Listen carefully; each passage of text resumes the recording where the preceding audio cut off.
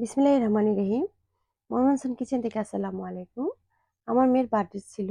তো আমি ৩ টা কেক রেডি করেছিলাম। অনেক মেহমান ছিলেন। আমি ডেকোরেশন কোন ক্রিম দিয়ে করেছি তা আপনাদের সাথে শেয়ার করব। খুব সহজভাবে করে দেখাবো। অবশ্যই আপনাদের ভালো লাগবে। বাটার ক্রিম তৈরি করতে কি লাগে আমি দেখিয়ে দিচ্ছি। আমি চিনি নিয়েছি, কর্নফ্লাওয়ার নিয়েছি এবং বাটার নিয়েছি। আমি ১ কাপ চিনি দিলাম এখানে। ১ কাপ চিনির সাথে ১ চামচ কর্নফ্লাওয়ার দিয়ে দিচ্ছি। এখন আমি একটু ব্লেন্ড করে নেব।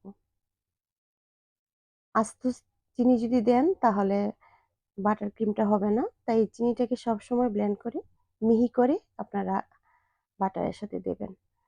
এখানে আমি হাফ কেজির মতো বাটার নিয়েছি। আস্তে আস্তে বাটারগুলো আমি বাটিতে দেব এবং হাফ গ্লাস দুধের মধ্যে আমি এই সুগারটা দিয়ে দিচ্ছি।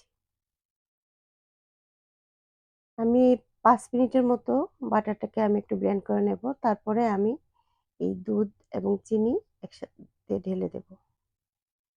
বেশি সময় লাগে না। ১০ মিনিটের মতো করার পর দেখেন কিরকম বাটার ক্রিমটা হয়ে গিয়েছে। আমি একটু করে দেখাচ্ছি।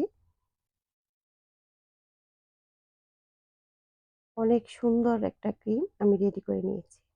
এখানে আমার কেকগুলো রেডি হয়ে গিয়েছে। ৩ টা কেক আমি খুব ভালোভাবেই করে ফেলেছি। আপনারা চাইলে এভাবে করে নিতে পারেন। খুব সহজে ঘরে বাটার ক্রিম তৈরি করে নিয়ে আপনারা কেক রেডি করে নিতে পারবেন। ভালো থাকবেন সবাই, সুস্থ থাকবেন। আল্লাহ হাফেজ।